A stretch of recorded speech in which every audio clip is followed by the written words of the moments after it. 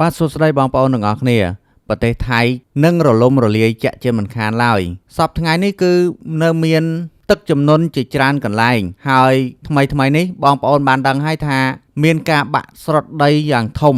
នៅកណ្ដាលទីក្រុងបាងកកតែម្ដងហើយចំណែកឯនៅពេលនេះទៀតគឺមានការឆេះនៅឃ្លាំងដ៏ធំមួយដែលស្ថិតនៅក្នុងខេត្តរយองនៅព្រឹកថ្ងៃទី3ខែតុលាឆ្នាំ2025នេះហើយការឆាបឆេះយ៉ាងខ្លាំងក្លានេះដោយសារតែគេឃើញមានផ្សែងហុយទ្រលោមអមជាមួយនឹងអណ្ដាតភ្លើងកំពុងតែឆេះយ៉ាងខ្លាំងនេះបើយោងទៅតាមកាសែតថៃដែលបានរាយការណ៍ថាមានករណីអគ្គិភ័យមួយបានឆាបឆេះឃ្លាំងមួយកន្លែងក្បែរផ្លូវបំបែកសន្តាគារកាម៉ៃឃុំនឿនប្រាស្រុកមឿងរយองខេត្តរយองដំបូងឡើយគេឃើញមានផ្សែងហុយឡើងពីអគារដែលបង្កឲ្យមានការភ្ញាក់ផ្អើលដល់ប្រជាពលរដ្ឋនិងអ្នកបើកបររថយន្តនៅតំបន់នោះមន្ត្រីការពារនឹងកាត់បន្ថយគ្រោះមហន្តរាយ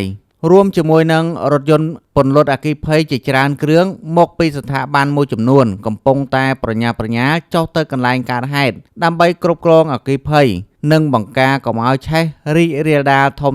ទៅជាមួយនឹងគ្នានេះផងដែរមន្ត្រីនគរបាលកំពុងតែជួយសម្រួលចរាចរណ៍បិទផ្លូវចរាចរណ៍ជុំវិញនោះដើម្បីសុវត្ថិភាពសាធារណៈភ្លាមនេះផងដែរគេមិនទាន់ដឹងអំពីមូលហេតុនៃការឆាបឆេះនៅឡើយទេហើយក៏មិនទាន់មានរបាយការណ៍ថាមានអ្នករបួសឬស្លាប់ប៉ុន្មានអ្នកដែរមន្ត្រីជំនាញកំពុងតែខំពន្លត់ជាបន្ទាន់និងវាយតម្លៃនឹងការខូចខាតទោះជាយ៉ាងណាក៏ដោយអណ្ដាតភ្លើងយ៉ាងសន្ធោសន្ធៅកាន់តែបន្តរីកមាឌធំទៅរីឯអ្នកពន្លត់អគ្គិភ័យនិងរថយន្តពន្លត់អគ្គិភ័យរាប់សិបគ្រឿងកំពុងតែញាប់ដៃញាប់ជើងដើម្បីពន្លត់ទោះជាយ៉ាងណាក៏ដោយក៏នៅតែមិនអាចគ្រប់គ្រងនៅស្ថានភាពនេះបានឡើយក្រោយពីភ្លើងឆេះរយៈពេលជាច្រើនម៉ោងរួចមករាប់ចាប់តាំងពីម៉ោង 6:30 នាទីព្រឹករហូតមកដល់ម៉ោង 10 ព្រឹកនៅថ្ងៃសុក្រទី 3 ខែតុលានេះហេតុការណ៍អគ្គិភ័យដែលឆេះហាងលក់គ្រឿងចក្រនិងឧបករណ៍សំណង់រួមទាំងប្រេងម៉ាស៊ីនដែលមានទីតាំងនៅតាមបណ្ដោយផ្លូវ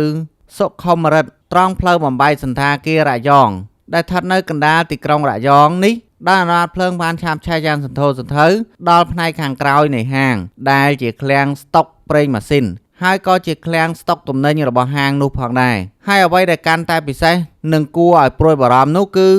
នៅជាប់នឹងហាងនោះផងដែរក៏មានស្ថានីយ៍ប្រេងសាំងឈ្មោះថាសាំងសែលថែមទៀតផងហើយមកទល់នឹងពេលនេះគឺមានសេចក្តីរាយការណ៍ថាមានមនុស្សចំនួន7នាក់បានស្លាប់ហើយក៏ឆេះផ្ទះអស់ចំនួន3ខ្នងផងដែរអញ្ចឹងអេដមីនសូមជូនពរឲ្យប្រទេសថៃកាន់តែរីកចម្រើនតទៅមុខទៀតហើយក៏សូមឲ្យបងប្អូនជួយផ្ដល់នៅមតិយោបល់មួយចំនួនដើម្បីឲ្យប្រទេសថៃកាន់តែប្រសើរជាងនេះតទៅទៀតបាទ